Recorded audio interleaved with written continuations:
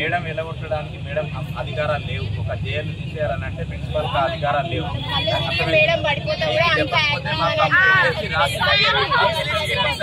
ఏమైనా ప్రాబ్లం ఉంటే complaint return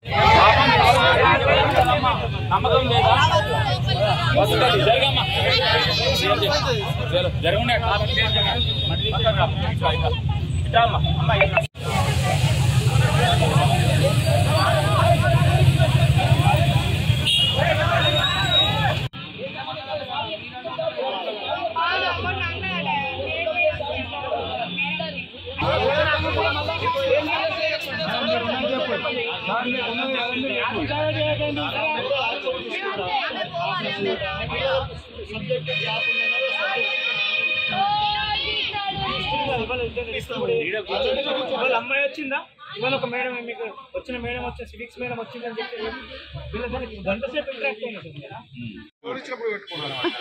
మన ఇష్టం అది, మన ఇష్టం అది.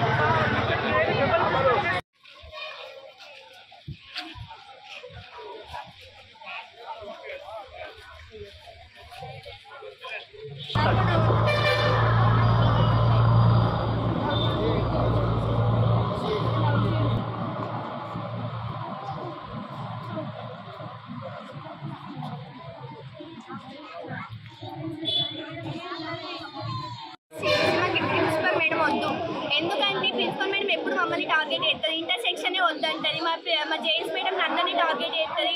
వాళ్ళందరూ ఎంత సఫర్ అవుతారంటే ప్రిన్సిపల్ మేడం వల్ల సఫర్ అయ్యారు. స్కూల్కి ఆల్రెడీ 2 మేడమ్స్ 3 మేడమ్స్ రిజైన్ చేసి అందరు మేడమ్స్ అట్లనే అయితే మాకు సిలబస్ ఎట్లయితే మాకు ఎవరు చెప్తారు, ఎట్లా చదువుకోవాలి. మేము ఇప్పుడే తొందరగా ఎగ్జామ్స్ వస్తున్నాయి ఫిబ్రవరి నుంచి.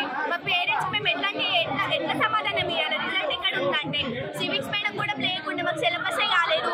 ఆ డిజిటల్ క్లాస్ పోయి ఇట్లా మేడం చెప్పింది వేరుంటుంది, ఇది వేరుంటుంది.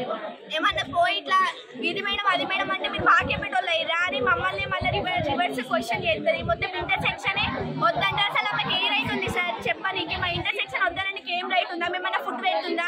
ఏమంటే బర్లను మేపినట్టు మేపుతున్నామంటే మేము ఏమన్నా ఇక్కడికి ఫుడ్ కోసం వచ్చినామా? మేము చదువుకొని కదా వచ్చింది.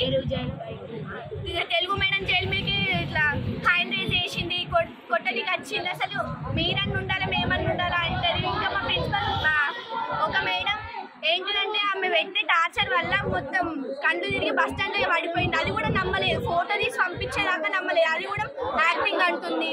అసలు మాకు ఎట్లా సార్? ఖచ్చితంగా మాకు న్యూ ప్రిన్సిపల్ మేడం కావాలా అంతే. My name is Harika.